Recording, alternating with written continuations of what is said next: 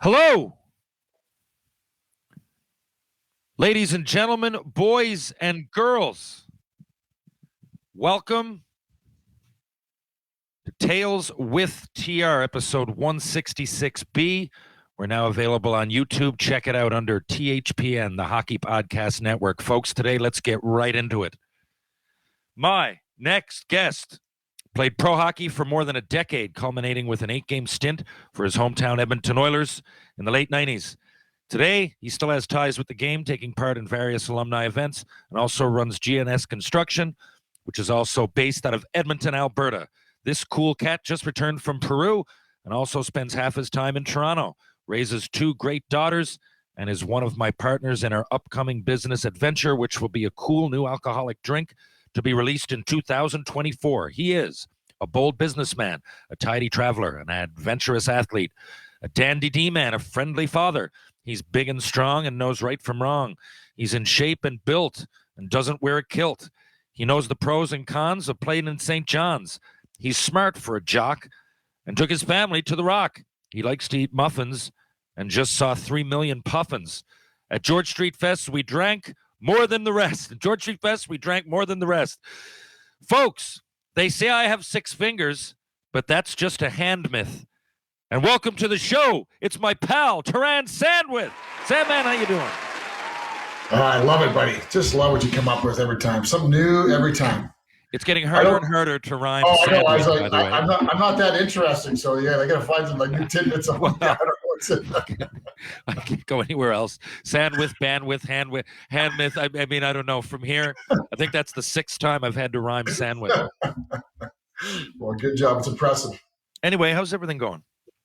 Everything's great. Yeah, I'm like you said, I've been traveling quite a bit this summer, and so the last week or so has been trying to kind of catch up on a little bit of work and trying to relax a little bit and take a breather before I head out traveling again here starting tomorrow. Thanks for doing this today. I wanted to get one out of the way before I'm leaving to go to Victoria, BC, folks, for those that are out that way or anywhere in the area and want to drop by. I'm going to Victoria, BC, Bear Mountain, to do a Sport Assist charity event. Basically going to golf. I'm going to get up and sing a few songs. Jerry's got that on the Jerry St. Cyr Sandman. It's him and Mark Wolf, a bunch of old Western, old IHL Western League guys. And anyway. I've heard those names in like decades. So like when you brought that up, you chuckle. Yeah. I'm really looking forward to it. And before I get to any of this, though, yeah, it's a lot of guys that you played with and against. Listen, how was Machu Picchu? I've asked you, but I never really broke it down. You went, Sandman, take me through the process. You went to Machu Picchu, Peru. For those who don't know, just Google it. It's a very historic, I guess, structure, town. How would you explain it? And how was your temple site? Like a sort of administrative temple site. It's a World Heritage Site. I know that. So yeah, exactly. It's the UN World Heritage Site. It was the part of the Incan Empire, and it's the only site I believe they know of that where all the different gods were worshipped on this one mountain, on the top of this mountain, and so it was a very sacred site. Very it was very important to the Incans, and you hiked in, right? Like I know that you can hike like 10 kilometers, 30, 80, whatever. Like how much did you do of hiking? Yeah, so you can bus up, which most tourists do, and then you can hike on the Incan Trail, and you can hike 1 to 4 days, and just did the last day, and so that was probably, I think that ended up being about 6-hour hike in there, I believe. Okay. Which was unbelievable. And and you're at elevation, and you're going up, and it's not easy.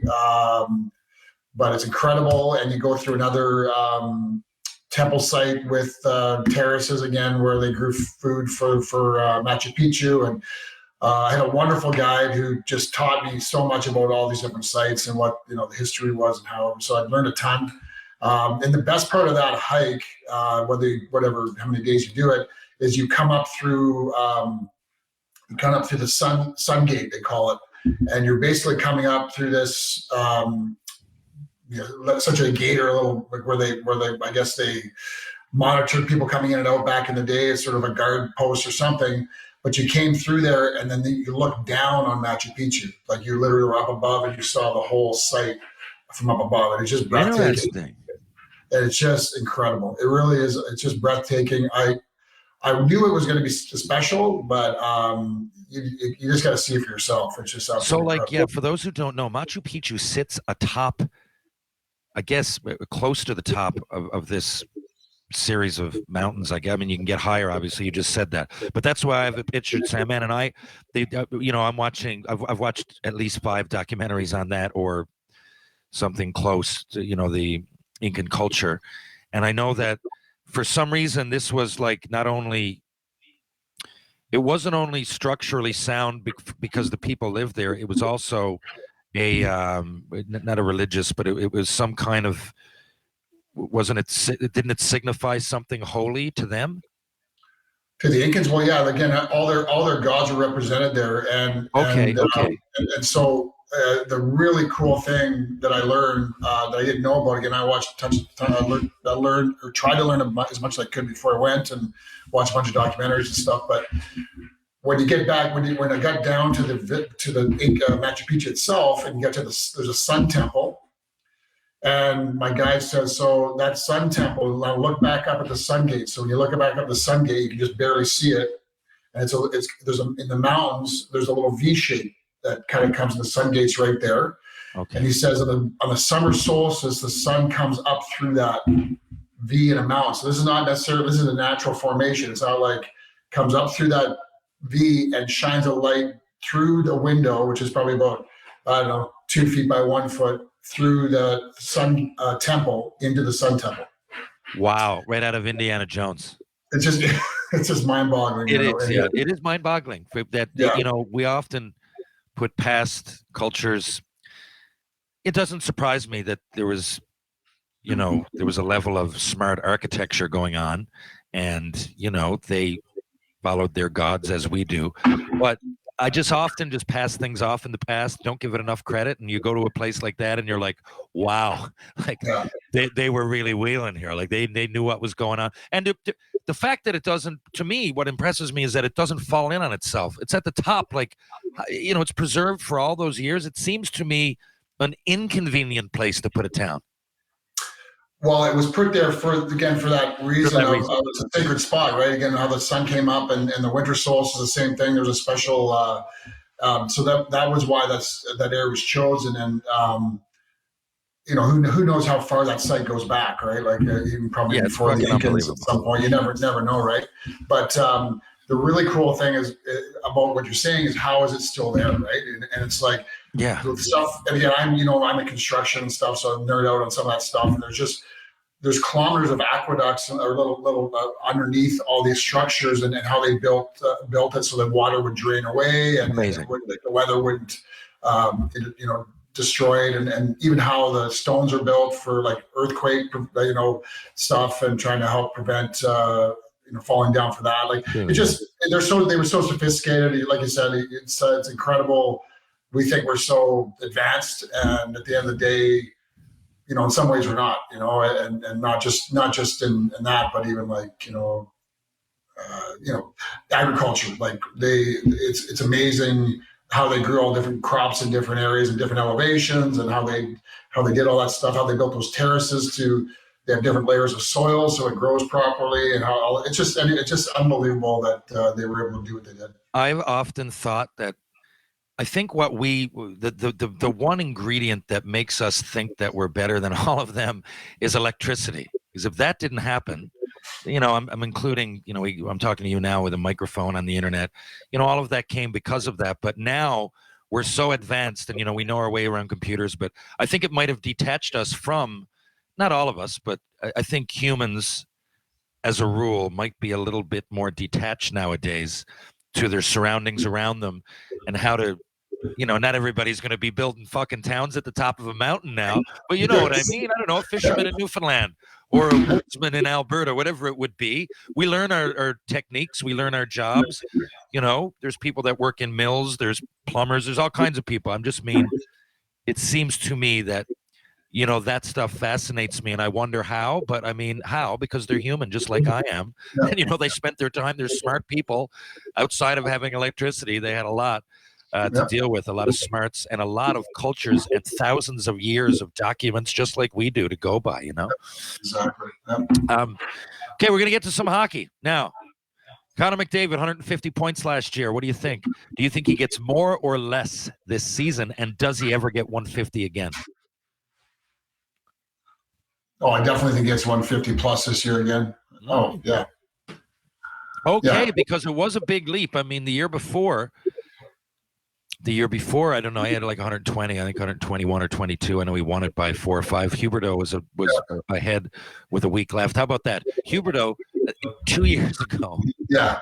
Like not last season, but so like a year and 3 months ago was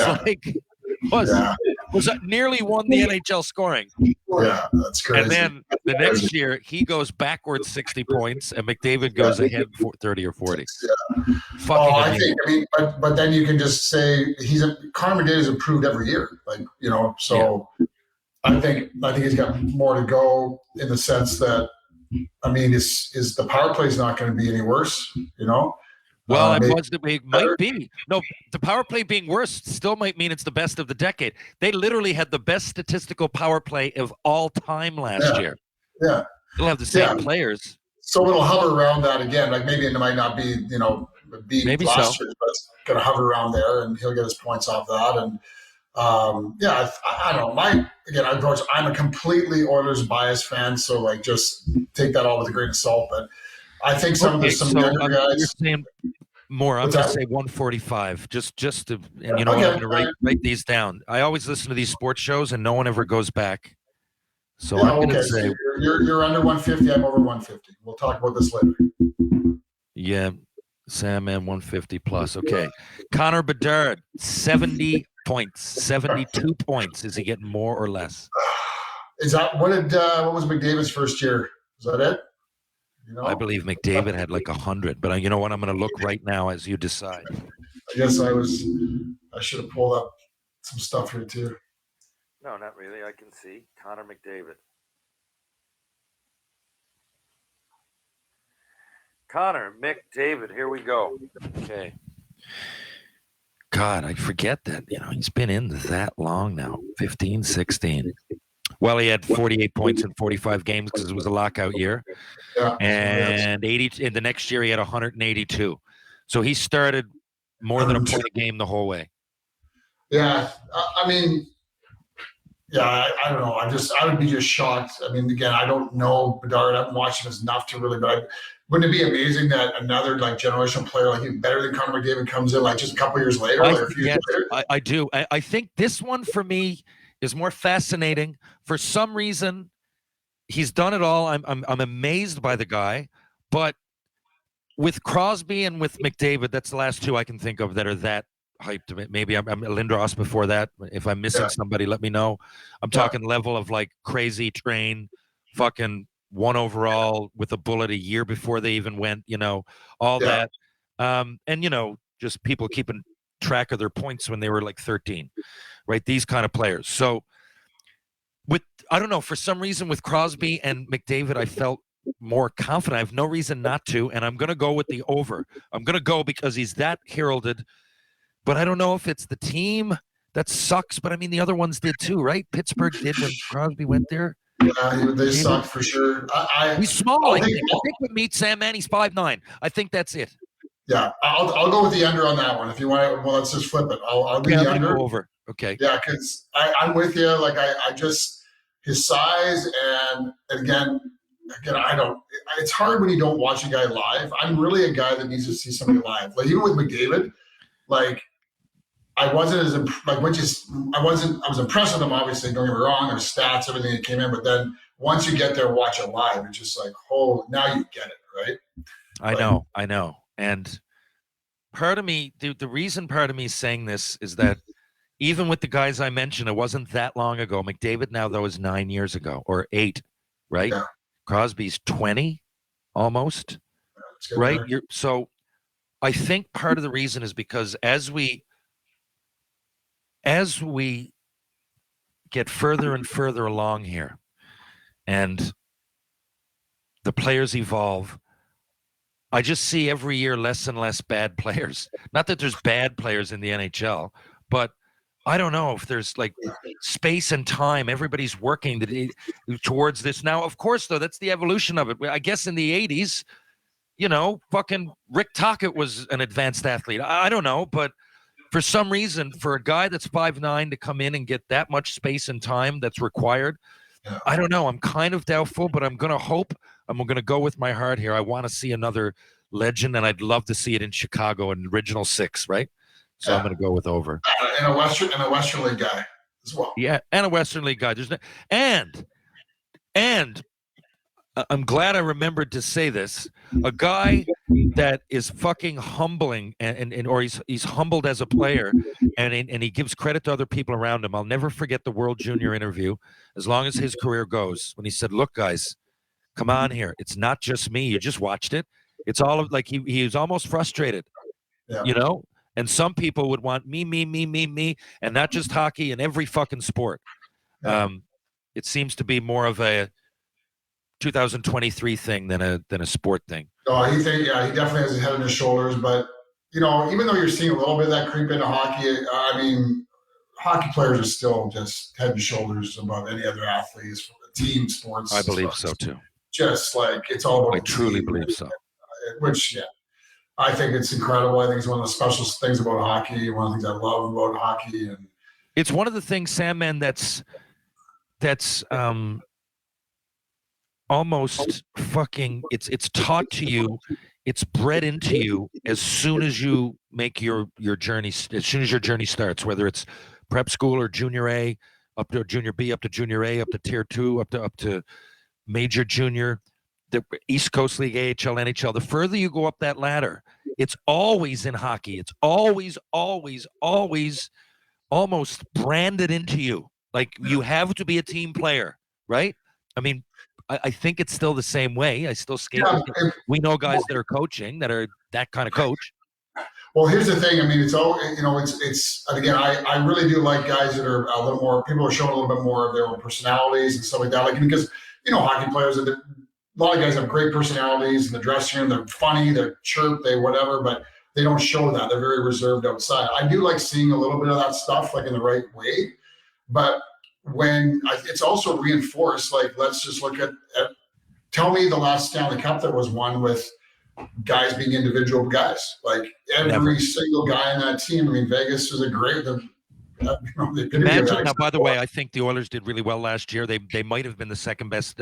But as an example, hockey, you have two of, you could argue, the best players on the planet on one team, and nothing. Can you imagine?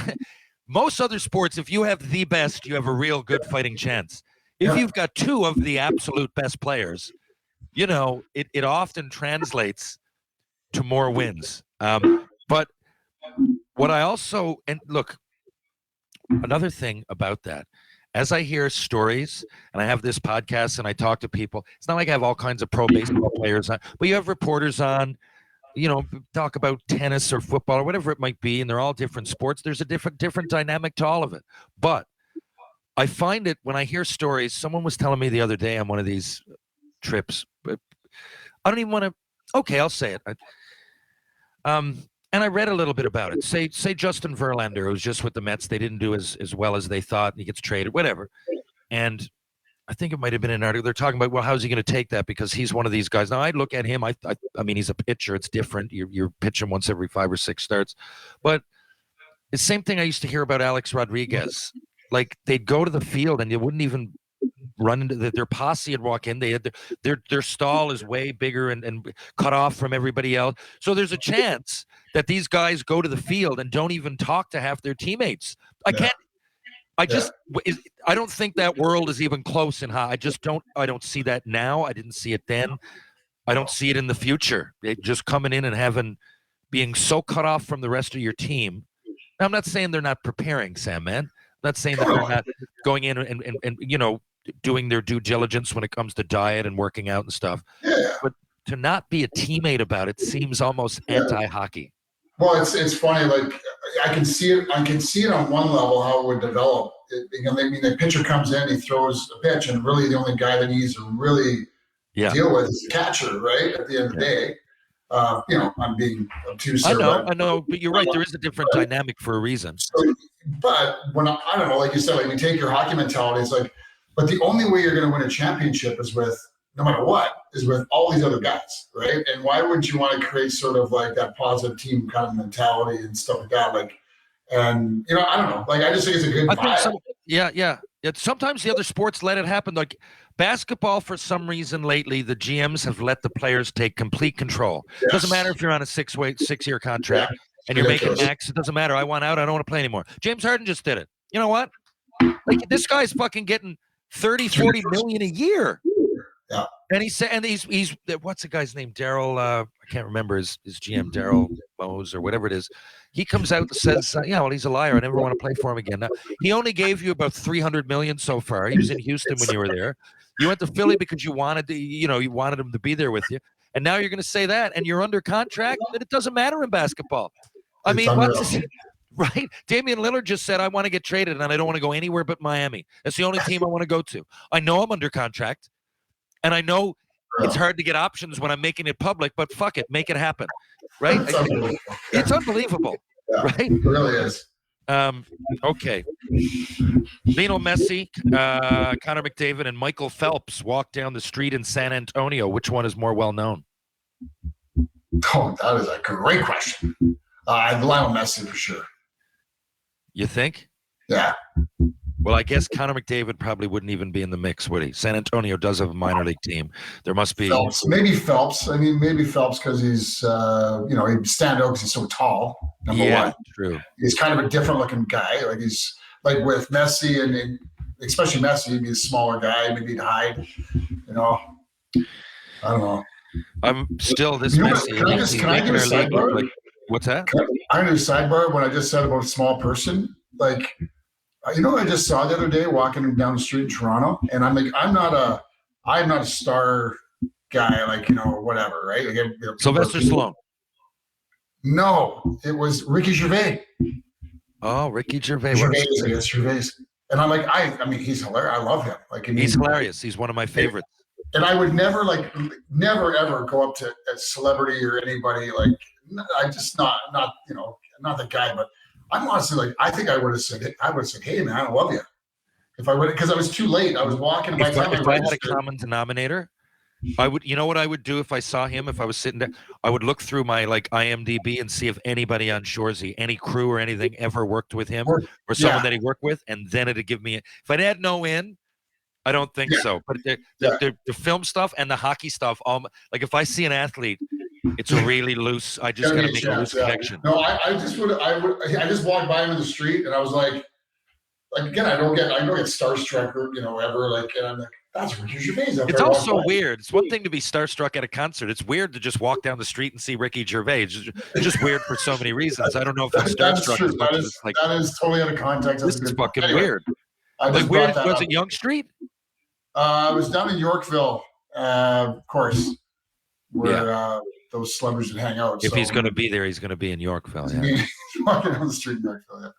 What I like about Ricky Gervais is Gervais or Gervais. I say Gervais. I think it's Gervais. I always say Gervais, but because we're Canadian, but I think it's Gervais. What I like about it is that I find a lot of people really funny. A lot of them either it's exclusive to their stand-up act, or I love Seinfeld, but I don't know anything else Jerry Seinfeld's done that's that funny. But he's not afraid to take a risk, and he's had like 5 or 6 just phenomenal TV shows, right? He's some people are experts at writing a pop song. I don't know, the Cars, Rick Ocasek. Yeah, he really had a knack for writing something, and they weren't all the same. They were different, but for some reason he knew how to write a pop song better than most. Well, for some reason Ricky Gervais has it in him. Yeah. You know what I mean? To elevate his game on so many different levels. That's what I respect. 100%. Okay, sorry to sidebar that for you, but that's no, it's good. We're here to talk. One team right now. You got to pick one team that you think is for sure going to be in the Stanley Cup final. I'm biased. I have to go with the Oilers, man. I mean, I think that they I think Skinner is going to have he's got that rookie year under his belt. Got some really good playoff experience. I think he's got the confidence of that group. Love how you say that. So you think their $5 million goalie for the next 4 years is automatically number 2? I don't say that. I'm just going to say I hope Campbell can get it together, and I know that and again, obviously it's all mental upstairs with him, and I hope that he had a good break this summer and kind of reoriented himself and just comes back. And then maybe the fact that Skinner's could be the number 1, it takes some pressure off him and might help him, get his. I think he came in with enormous pressure on him, right? That he didn't handle properly. I think he would probably admit that himself. Yeah. Right? So he's got a year to process all that, and I hope they both play unbelievable. Like that would not be the ideal, is to have 2 number 1s. And but I do think I guess my things, I do think we're okay with goaltending, because I think Skinner is going to have a good year, because I think he's got the right mentality. I think he's got the confidence of the group. Yeah.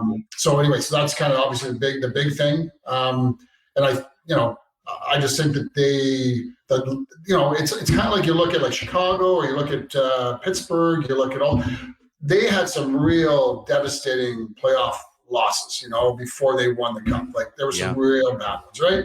And so I think every team like that has to go through that stuff, and they have. And I think there's been some nice little tweaks made. And again, I think all the young guys, I was getting to that earlier, I think some of these young guys are now, they get another year under their belt. I think there's some talent there that, it's going to take a few things, right? They're going to take these guys to step up and fill holes that are needed. For sure. There's some obviously, but every team's like that. Like with a cap situation, every team's in that position, and you love some things to happen and this and that. But man, again, getting back, they still have the 2 best players in the world. Hey, they played well against Vegas though. Vegas had a couple. I can't remember what it was. Maybe 4 games to 2, but it was. Yeah. Watching the full games, it was like, there was a few errors, a few mistakes, as happens. But I think they were nearly there this year. I think they would admit it. I really do think they beat themselves. I mean, I think those games that they lost were totally just mistakes defensive mistakes that they made. But again, I've been so frustrated over the years, because you see guys not playing the team game like we just get back to, especially in the playoffs, not playing defense, not whatever. You see with the stars and guys like really understanding that the importance of that. If you want to win the Stanley Cup, like you got to play 2 ways. You got to keep things simple at certain times. You got to pick your spots. You got to know when to press, when not to. Those are all things that, again, like you got to learn by going through the process. I just thought it's funny. I just thought of like 4 or 5 players like Kane, Crosby, McKinnon, Taves, like Ovechkin. All of those guys won, and neither one, maybe outside of Taves, neither one of them was like great offensively first. Taves and Bergeron came in as defensive kind of. Yeah. They knew they were going to make it, but other than those guys in that whole era, I honestly, even Crosby at first, because he wasn't good at faceoffs. He was like 30%. That's defense. Like so, all of the players evolved defensively, and when you learn how to do that, it makes you so much more. Look how much more dangerous Ovi got, right? When he just put a little give a shit into his own end. That's a great example there. How many times did they almost get there, right? And then they finally broke through, right? Like that's what I'm saying is that, and I really do believe that both McDavid and Draisaitl are really driven to win a cup. Like, I mean, I think that is just burning them up. That they want to be that elite level. They want to be in that same level, and they know that no matter what they do with points or whatever, that it doesn't matter if you don't win Stanley Cups. I really think that they are super driven. I totally agree. Those guys want it, and they're absolute gamers. Now, who would I pick, Sandman? On the East, it's just I can't pick one. I can pick in the West. Like if it wasn't Colorado, Edmonton, or Vegas, I would be surprised. I know Colorado. I got no reason to say that, but I just think that they're going to come back a little bit better. I never count out some of those great players like McKinnon and Landeskog's back, I think. Anyway, I don't know. I'd say one of those 3 in the East. A lot of listeners want me to say the Leafs, but I don't know. I have to see they're better. But finals. Fuck, man. I don't know. Tampa Bay, again, they got Vasilevsky, and might have been an off year. They're still good. New customers, download the DraftKings Sportsbook app and use promo code THPN. Bet just $5 to score $150 in bonus bets instantly. That's promo code THPN, only at DraftKings Sportsbook. Gambling problem? Call 1-800-GAMBLER. In Massachusetts, call 800-327-5050 or visit gamblinghelplinema.org. In New York, call 877-8-HOPE-NY or text HOPE-NY. In Kansas, call 1-800-522-4700 on behalf of Boot Hill Casino and Resort. In West Virginia, gambling problem? Call 1-800-GAMBLER or visit www.1800gambler.net. All games regulated by the West Virginia Lottery. Please play responsibly in partnership with Hollywood Casino at Charlestown Races. In Connecticut, help is available for problem gambling. Call 888-789-7777 or visit ccpg.org. 21 plus in most eligible states, but age varies by jurisdiction. See DraftKings.com/sportsbook for details and state-specific responsible gambling resources. Bonus bets expire 7 days after issuance. 1 boost per eligible game. Opt-in required. Max bet $50. 10 plus leg required for 100% boost. Eligibility, wagering, and deposit restrictions apply. Terms at sportsbook.draftkings.com/baseball terms. Even if you're not going on vacation, summer's all about a vacation state of mind. Whether I'm checking out some of TR's music recommendations, throwing on my own summer playlist, or listening to other shows on my favorite hockey podcast network, I love creating my own summer soundtrack by popping in my Raycon wireless earbuds.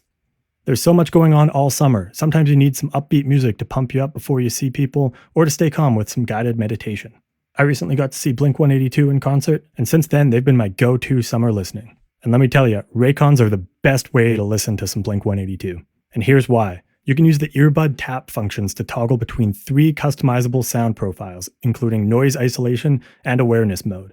Better yet, Raycons have a 32-hour battery life, including 8 hours of playtime, so that you can listen to what you want when you want for a really long time. They come with custom gel tips for the most comfortable in-ear fit, and they start at half the price of other premium audio brands, and they sound just as good. And if that's still not enough for you, Raycons come with a 30-day happiness guarantee, so you really can't lose. Create your own soundtrack with Raycon. Right now, Tales with TR listeners can get 15% off their Raycon order at buyraycon.com/THPN. That's buyraycon.com/THPN to save 15% on Raycons. buyraycon.com/THPN. Next NHL team, what city? I don't think they need to expand, but I think they're going to. Yeah, the city that I think is right, or that I wish, or that I think is going to happen. The city that you think will happen. Like, for example, I love going to games in Quebec City. I went to some as a kid. I just don't think they have the corporate money behind them to have that. Awesome. I know they'll sell it out, but I think you need next level of corporate. That's off the charts, and they love the unfortunately. The NHL loves their U.S., it's focused on the U.S., right? Well, I think I think that we should go to Houston. That's where I think it should go. That's where I think the United States, that's exactly what I thought. Yeah. I don't know how it's not. Lots of money, sells out for hockey for the last 50 years, minor league hockey. I don't know how they don't have a team. I don't know how they didn't get a team for Dallas. I don't know how they don't have a team in the first fucking 12 in the league. I honestly don't. Like, when expansion happened, I don't, because it was already introduced. Gretzky went down to LA, and all of a sudden Anaheim and San Jose, San Jose didn't even rink like fucking a few years before that. Yeah. Houston has Gordie Howe, one of the top 5 players ever played in Houston. It's sold out for years. And, well, you'll love this. I'm going to give you a little funny side story if you don't mind. I played for the Houston Aeros briefly before I went to Europe. Yeah, and so the owner was, of course, Alberta and Texas are very similar. There's a lot of similarities. Oil and gas, big oil and gas. So you got big cowboys and big guys, oil and gas money, and you got the it's like Alberta South. Yeah, and so the owner of the team was I can't remember his name, but oil and gas related, I believe, and he was a very, very wealthy guy. And he had the team over to the house one day and for a party or something, And that was when the Oilers were. This was like probably this is mid. This is late '90s. Like really late '90s. Like and the Oilers they were community owned, and they were having an issue. Remember, like there was talk of Edmonton moving, and it'd be fair to Bettman. Bettman actually did save the Oilers until Cates came in and bought the team. So that was that era. So it was really depressing in Edmonton for sure. And then Calgary was kind of having issues too. And they still got the old rink with the Saddle Dome, still same thing going on. But the owner says, he goes, like we got a group, and I'm not sure how serious this was, that we want to buy both teams, or somehow I don't know how we're going to make an Alberta team. Like they're going to move Edmonton, and they're going to make Calgary an Alberta team, and they're going to split the games between Edmonton and Calgary, the home games. I remember they were going to do that a couple of years ago with Toronto and fucking Buffalo in the NFL. Remember that? I'm just like, I'm telling you, I'm from Alberta. Like that will never happen. Never, ever. Never happened. So anyway, he was talking all cocky and stuff that he was going to come into Alberta and do all that stuff. But anyway, that was my little side story. But Houston.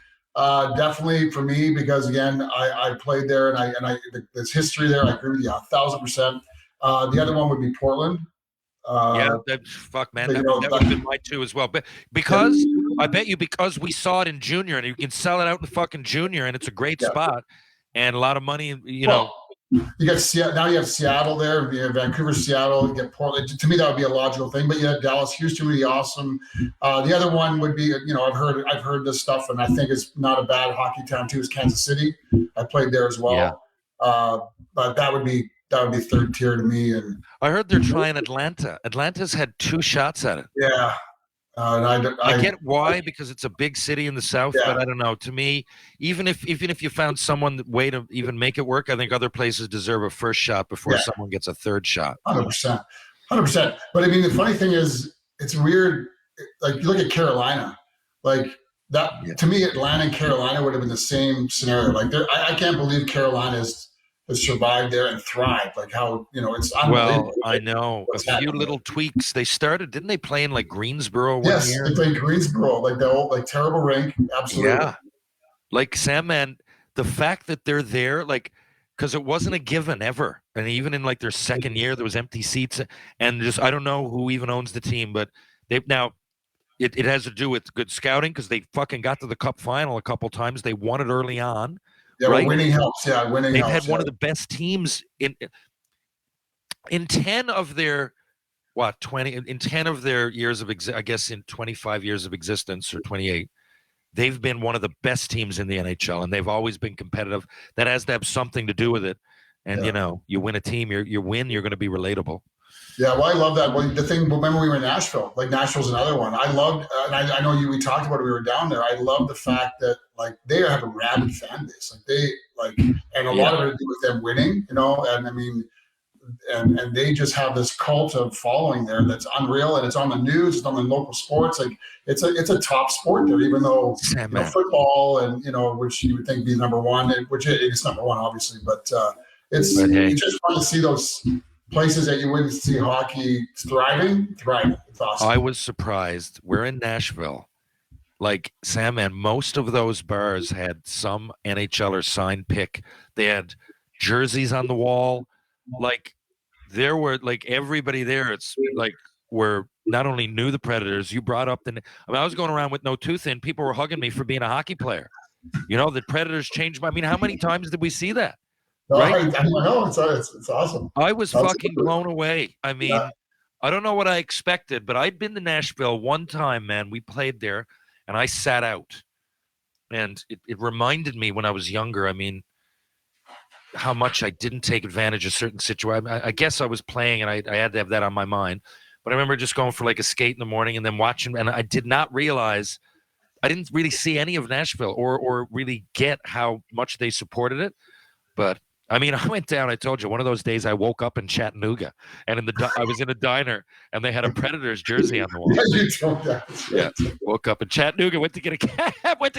The girl goes, well, I don't know, that might not work. I'm like, why? Well, you're an hour and a half away from fucking, I think I was 2 hours away from Nashville. I got on a party bus with all you guys, and I thought we were circling the grid, and we weren't. We were just driving straight to Chattanooga. I was on some kind of fucking bachelorette party, man. I don't know what it was. Yeah, it was wild. Okay. One thing that's funny, and I don't know, I just want to comment on this, but so you can be a human and try to. There's certain things that I know that are going to be good. I drink water. I don't know if I get exercise. But what we put into our body as fuel, I find funny that is still kind of, no one really knows still. I mean, you could talk to a vegetarian, and I'm sure that works for a lot of people. You need protein, though, in some way. So you talk, I don't know, Joe Rogan talks a lot about just eating meat, which I find bizarre, but I don't know. They're living to be. There's plenty of older people that do that for the most part. I find it funny that we can't meet somewhere as easy as what we're putting into our butt. I mean, we can tell that processed food's better than not, right? There are, but it's funny that no one can really come up with a formula to guarantee you to live longer. Now, I know you're a pretty healthy guy. I'm just curious what may, and you're an athlete. You always were. Now you still look like one. But you clearly you can't be trained as hard as when you played. What's the difference between what you eat now and how you're prepared or what you ate then? Oh, for sure, a lot less carbs now. I am more heavy protein for sure, and like veg and fruits and somewhat. I am trying to stay away from I've told you, like, for health reasons and for multiple different reasons, I'm kind of really trying to avoid gluten, so breads and pastas and things like that. And it's really served me well. How long have you been doing that? I asked more of a curiosity being your friend, because you aren't, I mean, for your age, you look fucking great and you're still in shape. So how long have you been doing that? I think like the gluten-free thing's been about, we're probably going on 8 years, somewhere in there. And I'm not as strict as I was before, but now, I can have a little bit or whatever. But yeah, I just think that just kind of, to me, again, get back to processed foods. To me, that's the number one right there. Stay away from processed foods as much as possible. Like, just eat natural stuff. And if you can just do that step is number one. I think that's a great step to take. Yeah. And I think it all depends too on what kind of lifestyle you live. Like, I mean, I do go to the gym a lot. I do work out. So I think you definitely need more heavy protein as well to support that as well. But if you're not working out, maybe if you're a runner, maybe you're doing more carbs. I'm not too sure on that, but I mean, for me, it just seems to work. And that's a great point. Everybody's different. Like when kids ask me, should I go junior or college, or their parents ask them for the most part. But everybody's different. It's like, what do I eat? Well, I don't know. Like, this is bad, right? But outside of that, of all these things, I don't know. I can tell you what to avoid, but what to put in as fuel, everybody's different. Yeah. Interesting. When you're on a plane, you travel a lot. What do you do most? Do you read? Do you listen to tunes? Do you do work? I'm kind of, now that each plane has a Wi-Fi hookup, I kind of miss the no Wi-Fi. I liked having my little adventure, my little vacation up in the sky that no one could get a hold of me. It's so true. Yeah. And it's so hard. It's kind of like when you first got the cell phone. It's like it was like you kind of had your own little world all the time. You do your own thing, and then you start getting the cell phone. They get interrupted. And then you had the plane. The only thing you had was your plane. There's nobody can contact you. Like, as undisciplined as you are with your phone or whatever, like, there's just no chance. And now the damn thing's on your plane. Now you're like, God, do I sign up for that or not? I'm in that middle ground now. Half the time I sign up, half the time I don't. But right now, in some of the ebbs and flows, right now I'm actually reading a lot. I just find that I've gone through all the movies or whatever, and I've been just reading books. And actually, interesting enough, I am going to Boston tomorrow, and I'm going to give you a little you and I are nerds at heart anyway, but I just read a book on Sam Adams, like, recently, and about the history of the revolution, and I was like, I needed to go. Like, I never thought about it before because I've been out of Boston many times, but I'm going on a walking tour on Friday to kind of go see some of these places that are in this book and just learn. And it was a fascinating book to learn how important he was to the revolution and what happened, and kind of get the timelines and stuff as well, and what happened. It was really fascinating. Yeah, absolutely. So that's kind of tie that in now. Just FYI, do you know how I say, or a lot of people do nowadays? I don't think you got to be a genius. I think attention spans might be getting a little shorter I think a lot of it's what we watch YouTube clips and, Vine and TikTok, and, it's these short little bursts of, what do you want to say, inspiration or at least, play or whatever, they're absorbing your time in a lot less, drawn out ways than watching a movie or going for a walk, right? Or even playing golf without a phone. Yeah. So one of those, how I noticed that has gotten to my brain as much as anybody's? I can't listen to a book on, not that I always did. I like reading books. I can still read a book. But I used to be able to listen to a book, or even a long educated podcast like Sam Harris. I find who's just brilliant, man. Hearing that guy speak, right? Or Lex Friedman. He's just, yeah. So I listen to those once in a while. Sam Harris is probably my favorite of the historical / ponderables. I guess he just got a way about him, and he talks everything from politics to just certain social situations.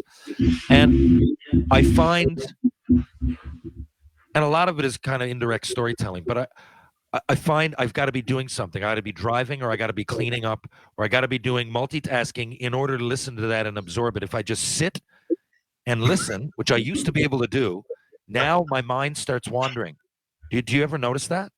I'm 100%. I mean, I even reading a book, just sit and read a book. But I used to be able to I just get absorbed in a book, and I'm even on the plane, I'm just like squirrel, and it's frustrating. I'll to the same point. I'll watch a lot of YouTube videos and stuff like that, and educational stuff and what have you, and same thing. I've got to be cleaning the kitchen or something. I got to be doing something while I'm listening. I can't just sit and listen to it. Yeah, it's nuts. Yeah. Got to be doing something, and I'm sure, and a lot of people, I know, because we're in that generation. We're half and half. We had one foot in one generation and one foot in the other. But someone born now would never really know the original. Of course, I'm not going to listen to a fucking book. I'm sitting down. Of course I'm not just going to read a book. What do you mean? You got is there Twitter involved? Can I tweet back? What about you? Just want me to read a book? Oh, of course. Yeah, it's a book. Oh, my favorite ones. Of course, I'm not going to go to a dinner and not take a picture of my food. I mean, come on, what are you talking about? Of course, I can't do that. It's funny. Erik Karlsson this year, he had 100 points last year. I think 101. Now he's with Pittsburgh. Do you think he gets under 78? Do you think he gets under 78 points or over? Now, the year before he had 50, and 100 is by far the most he's ever had. Now he is. Why'd you pick 78? I might ask first. Where did I get 78? I just picked it out, or what? I just picked it out of my own head. I have no idea what the bookies are saying, because I can't see 100 again. 100. That was a year. How many defensemen get 100 points? That's the first time he did it. And the 2 previous fucking years, he had 42 points and 50. Yeah. Well, so, I mean, you got to hope that something's clicked there with him. I know that there's some weird stuff happened personally for him in Ottawa, and I think there's probably some injuries in there. You know what it's like. Who knows what's going on? And he was playing behind Brett Burns, I think. I think Burns maybe at least was getting a portion of the ice time. He had to be. You just don't go from. Yeah, for sure. Yeah, so who knows what went on there that everything clicked. So obviously he's healthy, which is great. I mean, he's unreal to watch. I love watching him play. The way he thinks the game, I think is different than most other defensemen. It's pretty impressive how he, offensively, obviously sees the play. It's Makar, I find. Yes. They're I don't know. I didn't see Bobby Orr. You look back, and I know he really, really, really changed the game. But the closest thing we have in our to be that innovative. Well, I mean, he just had 100 points. Who does that? Makar, the way he walks the line, is it I find 2 of them just they're mesmerizing to watch more so than any. I love Drew Doughty, and I like watching him, and I fucking love his spunk. But when it comes to all of the package, I find like I'm jaw dropped watching Makar and Carlson. Those are my two right there as well. But I agree with you. So I would say that I would go 78 is an easy to go over on for me with that team, with that the power play they're going to have. I don't know. I don't know if he's going to. I agree with you. Like 101, I would never make a bet on that one. But 78, I think he's going to have a good year. Now you know what This is going to be interesting. One of the biggest storylines not being talked about. It's kind of flying under the radar. It's funny when the Norris Trophy winner with a $10 million contract goes under the radar. But Crosby and by extension Malkin and Letang, I got no reason to doubt them. They keep coming back. But Crosby in particular, clearly they had to make a decision. They brought in Kyle Dubas. Clearly they went, we're going to go for it again. Right? They could have sold the farm. A lot of teams would have, but either Crosby was in their ear or but for me, like a determined Crosby with Carlson, I know a lot of people are saying he's like Letang, or, he's not tough I know, but I don't know if I want to count out the Pittsburgh Penguins just adding Carlson and you get Crosby there. And he's going crazy this summer. Crosby, wherever he is training, he's going harder than everybody else. You know that right now. You know it. So to me, a determined Crosby that thinks he has a chance is very, very, very dangerous. Yeah, and get another cup and add to his legacy and stuff. I agree with you. I mean, he's 37, 38 now or whatever? He'll be 37. 37. But last year, came in and right from the start was still reliable Sid with. Yeah.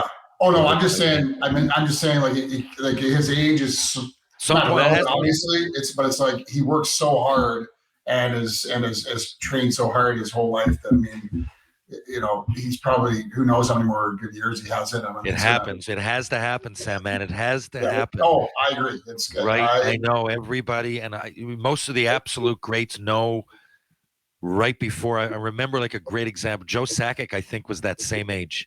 Yeah. And it was just he had 2 years, which weren't fucking Sakic years, but they were still upper echelon of the NHL. But, a lot of guys get out. Thornton stayed a little bit long. I think he's still great and everything, but I don't think you'll see Crosby chipping in with 6 goals and 7 assists in a full season. I think he'll be done before that. But when's that time going to come?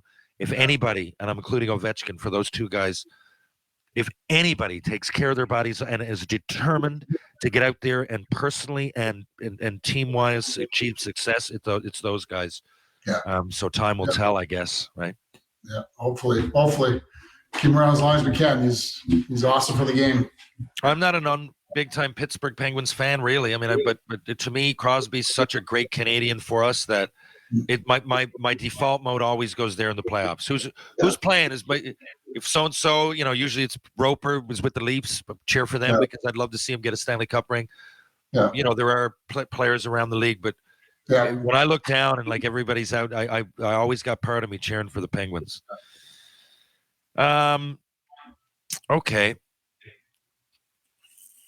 So visors soon. I think there's only 5 or 6 players left playing with no visor. So soon everybody's going to have a visor. Now, shortly after that, I've said it. No one agrees with me, but I think at some point the cages will come in because mouths will start getting. It's all what in the 70s it was chaos, but the players and the viewing public and it could handle it. They didn't care if they saw 28 stitches on a guy's arm or his face.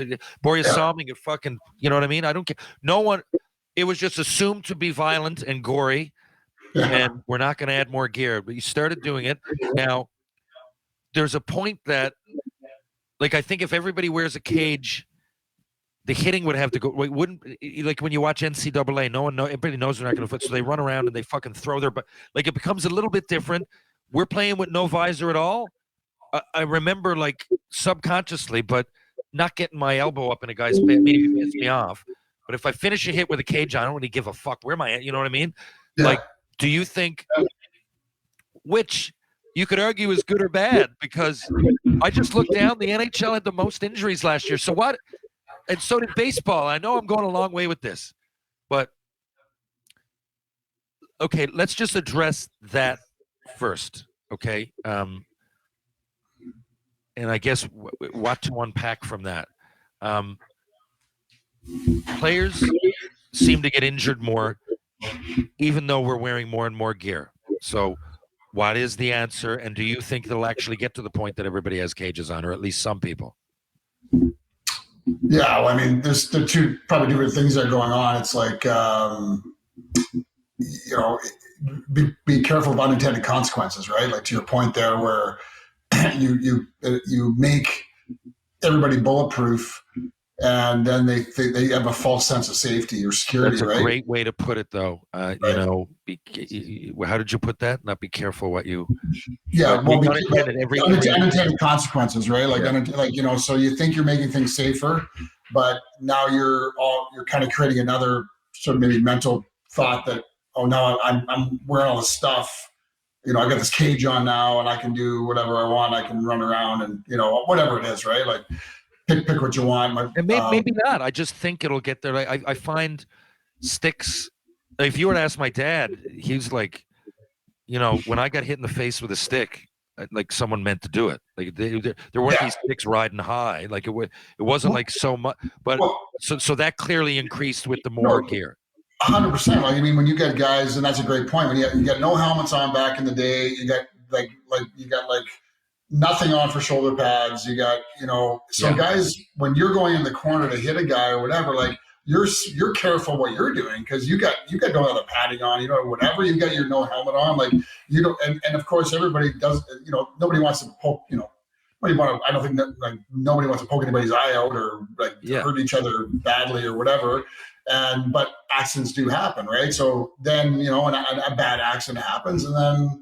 Of course, I find you get more helmets and then whatever, and that just increases like that. It's always about these outlier incidents that happen, right? That creeps this creep of trying. And again, I'm not saying there's anything wrong with that. There's lots of good things that happen, but it's just be careful what you wish for, or be careful what the unintended consequences are. And it also, again, it changes people's behavior. Like once you start implementing things, then people change up what they do, right? It's just human nature. It's just the way it is. It's human nature, and I think. For me as a player, I know it'd make me more careless. I don't think it'd make me necessarily more mean or anything. It would just be like, if we can all go around and fucking hit each other at a high level, I'm not going to be as wary of where the unintended consequences, like you said. Now, I'm wondering if sports, like analytics come in. So on one hand, analytics, and I'm talking, let's just say baseball. Let's just say the baseball position of pitching. If I had said to you the word pitch count 30 years ago, you'd laugh at me. What do you mean pitch count? Well, so it's proven that, every time you throw more than 75 pitches in a game, your arm takes way more wear and tear. It's proven. So, I don't know if Dave Stieb, we're going to take him out early. We'd be going, well, fucking sixth inning. What are you doing? Right? No, we're taking him out because we don't have him injured down the road, okay? So that analytic, right? Like if analytics means so much, and I get it, it does. I mean, everything's analytics, really. Stats in the 80s were analytics. It wasn't really too deep into the analytics, but it's still analytics. So, but I'm going, shouldn't there be then, I just read on here that in all the four major fucking sports, all of them, that injuries are up.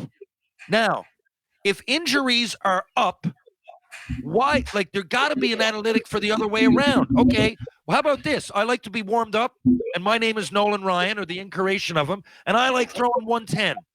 Now, I don't know, but I'm injured. I need Tommy John surgery earlier than my counterpart in the 80s. I'm injured all the time. Giancarlo Stanton plays on the Yankees. He can't swing 5 times without getting injured, and he looks like a Greek god. All these pitchers, more so than ever, get Tommy John surgery early in their careers. All kinds. The Jays got 5 going into the playoffs now. They got Manoah down, one of their best. He'll probably be up because one of them is going to get injured. The odds say it. That's the analytic. So if the analytic tells you that guys are getting injured more, why don't you listen to the analytics saying, you know what? Sometimes let's just leave them in and let them do their own fucking thing. And I'm saying for every sport, if they're up in every sport, what are we talking about? Yeah. This load management in basketball. Well, I don't know, Pi. I don't know. You're injured every fucking year. I can't put you out there at all. Like, I don't know. Where does that end? It's a great point. It's like you again, it's a false sense of safety or false sense of security when you make these new rules and you're like, there's whatever pocket of information was used to develop that strategy, of pitch counts or game management time and whatever that stuff, which again is just, I agree with you, like, holy cow. But so they have this information, and then they, on the back end, they don't analyze it, like what's happening, like what are the outcomes, like, okay, and then you're saying, like, if the injuries are increasing, then, well, why is that? Like, I mean, why are we doing this if the injuries are still increasing, or what, again, it could be unintended consequences, it could be, who knows what it is, but it's like, at the end of the day, I agree with you. There doesn't seem to be any kind of follow-up on, like, all this change or whatever.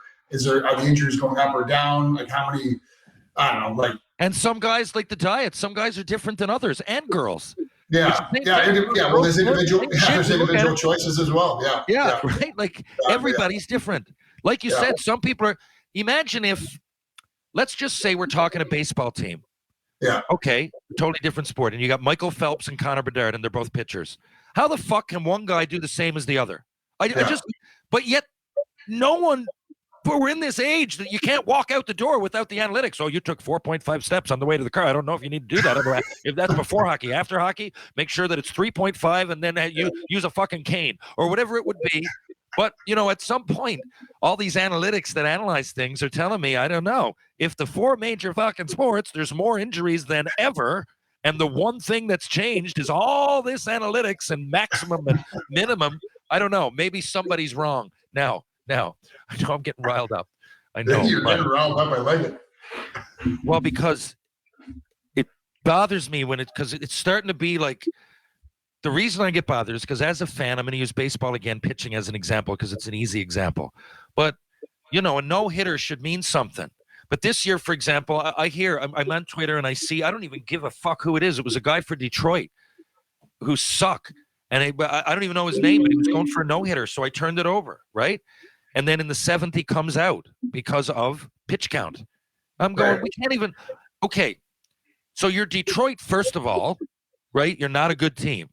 And second of all, as a fan, is the only thing I'm paying for the World Series? Am I paying for anything when I go to the Stanley to watch the Maple Leafs other than a Stanley Cup? I want to see Austin Matthews score. So if it's, but again, hockey don't do this. Let's say it's basketball. That year, even Toronto, Kawhi. Love Kawhi Leonard. Love that he came in. He should probably have a statue at some point. It's an argument. He fucking won. He only played 1 year, but he won. But this load management, I remember going to a game that year, late in the year, and he's not playing. He can't put on his fucking gear and go out there for 2 fucking shifts. Like, at some point, what are you making the money for? The fans, right? Well, again, to get back to the $hundreds of millions these guys are getting, part of that's the risk you're taking, is that your job is to play these games to get paid that. But we should prorate your money then. Like, okay, well, if you don't want to play this, then okay, if it's a $100 million contract, then we should probably take 10% off or whatever you want. Like, and you know what? It's regular season, and I want to see you go out and get 50 points. So get the fucking work. Well, exactly. I'm the fan. You're the fan. Whatever. And I'm sorry, buddy, if it shortens your career by like a year or two, like, that's a risk you took when you started the game. Like the deal is when you sign, like when I signed my contracts, not just the NHL, whatever it would be, whatever pro fucking league, I'm doing it. And it's in my head, I'm assuming that as I do it, you're assuming that I'm going to play all these games. Yeah, it's right. I mean, I can't imagine saying, you know what, guys, I need a couple months off. Can you still pay me exactly what you're paying me? Yeah. And I'm just going to go to fucking Disneyland or do whatever. Yeah, I need to rest and recoup here. I'm going to come to the rink. I'm totally fine. I'm going to come to the rink. I'm going to eat the food. I'm going to sit down by the bench. But all these people that are paying to come see me, they're not going to see me because load management, and my career might be a little longer if I sit here. No, and I mean, but you know that it works kind of. There's been load management, I guess, going on forever. When I get one or two games at the end, I do. Yeah, you're gonna at the end of the season, and you rest guys up, and this and that. That's always been going on. But I mean, that's a two-way street, and that's again, the people that are paying the money to the players to perform. That's a decision that they're making to try to win the cup, right? Yeah. It's like, I don't know. Again, when you sign, like, I'm sorry, you're an employee. When you sign that contract, it's like I haven't really seen it too much in hockey, but again, I hate to. It's the low-hanging fruits basketball. Kyrie Irving, I mean, every year he finds ways to take up. 2 years ago, he took off 2 months because of the insurrection at the fucking Capitol. Okay, something happened. I don't want to take sides on that. It's a political thing, whatever. But it's the United States, not Canada. But what I'm saying is that was something that was a black mark, and I guess, or something negative that happened in society. Some things there, and he figures that by not playing in Brooklyn that year, who fans are pouring out money, $300, $400, $500 for a seat just to see him play. He figures, I'm going to take a stance. You know what I'm going to do? I'm going to fuck over every fan that's paying to come see me because something happened in Washington, D.C. that I had nothing to do with. But this is acceptable. And this comes down to James Harden yesterday saying he's not going to play. Basketball has its own problem. But this thing is creeping into all the sports. And I just find it fucking bizarre. And in baseball, it's not the players doing it. It's the fucking coaches and the GMs and everything else. I just find it wild. He's throwing a fucking perfect game. We're going to take him out in the 7th because we want to make sure that he fulfills his 8-year contract to us. Yeah. Christ. I love you. You're fired up with that. You got like really strong opinions. Because I think it's obvious and it's not talked about. Last thing. Do you think there's a Bigfoot? No. I don't either. Give me your reason. Oh, I just think that, especially now with, all sorts of GPS and satellites and cameras and all that stuff. I mean, last 10, 15 years, you got to think that at some point somebody will get some good footage somewhere. And you know what, Sandman? Bigfoot, can we all agree, is a mammal? Okay? Yes. So we don't get here without there being more than one Bigfoot. So there had to be lots of Bigfoots at one point, and then big feet, lots of big feet at one point, and eventually it dwindles down, I don't know, like the snow leopard, like things that are going extinct. We know that they're there. I'm not talking the bowels of the ocean either. That's a little more unknown. But right now, this big gorilla-looking animal/mammal is not, there couldn't be just one of them unless that lived to be 3,000 years old. And I don't think is the case with any mammal, that especially not one related to us, right? I'm saying that if it's any kind of a monkey at all, it's related to us. So it's not one Bigfoot. And if it is one Bigfoot, it doesn't exist. And if there was more, we'd see it. I just think we can put that to bed. Okay, well, I'm glad we solved that problem. I agree with you. You know what I'm doing as soon as I hang this up? Penny Lane and I are going to see Indiana Jones 5. Have you? Oh, nice. Have you seen those? I haven't seen it yet, and I saw you guys went to Barbie, and I haven't seen that yet either.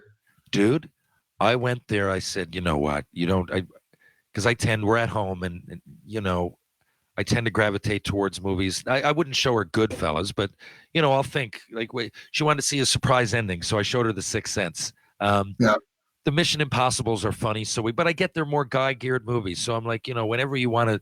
So we've gone to lots that she likes, and I went to Barbie, kind of tripping over my bottom lip, kind of thing. And I'm telling you now, fuck me, was I laughing? It was funny.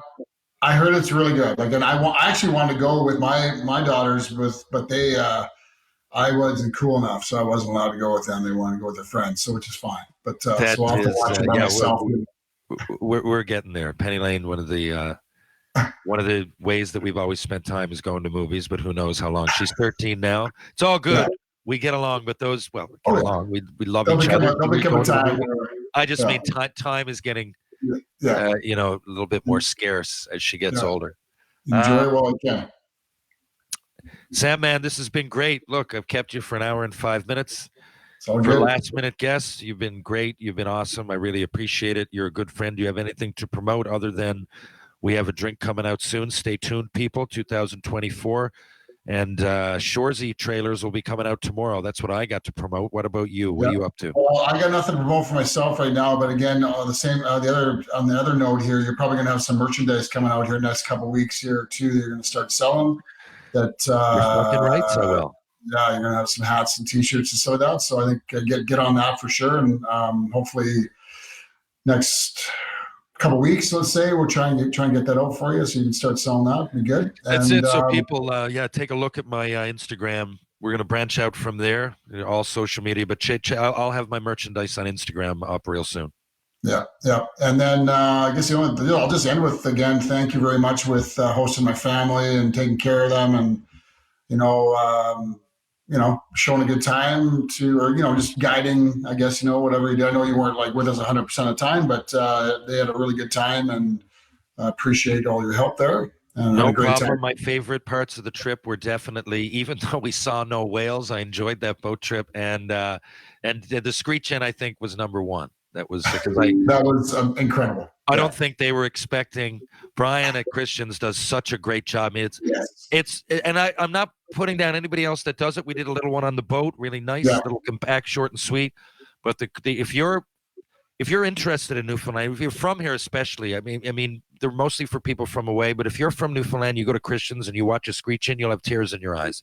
He does a fucking phenomenal job at explaining our culture and really getting people in the mood, not to party, but I guess to enjoy Newfoundland.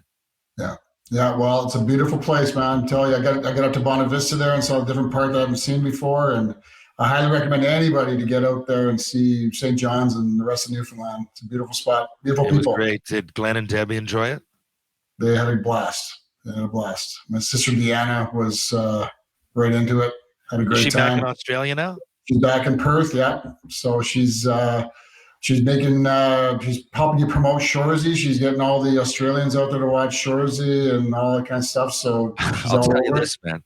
It's one thing, a George Street Festival I always enjoy, but when I have someone in town, you just hit the gas, right? Like that could have been the hardest I've ever gone at George Street because every day, first of all, there was great bands. So a few of those days, you had to go to watch the bands. Then we ended up getting VIP tickets. Then you guys are involved. The weather was great. The patios were and Penny Lane, I remember, had soccer. And then she had like a couple of sleepovers. So that it made for this world that like 5 out of 7 nights we were just partying. It was just great. It was fun and running into people. What I love about George Street Fest, you don't even have to take out your phone. You just run into people. Yeah, it's incredible. Yeah, my favorite part of the trip was when Senior came out. It was like you just released somebody from prison, and he just got to George Street. It's like he was so excited to be there, so excited to listen to music, so excited to see the boys. He was just on fire. He was so He said after he said honestly, he goes, I couldn't. The way he talks to, he's like, if it's about like having a good time, like, I don't know, he goes like serotonin release or whatever the fuck he was talking about. He goes, whatever it is, the science, somebody goes, that's cool. He goes, you could have taken me on an all-inclusive or that night on George Street, same thing. So we saved money. That was his thinking. He had so much fun. Well, I mean, he loves Third Eye Blind and the fucking band comes out with us. Yeah. That's so good. Anyway, awesome. That's wild. We'll see you again soon. I don't know when. I'm in Toronto, so I go to the 2 weeks from now. I'm in Buffalo. I'm in Toronto August 28th to watch the Jays. Then on the 29th, Buffalo for the next 6 days, the Masters World Championships.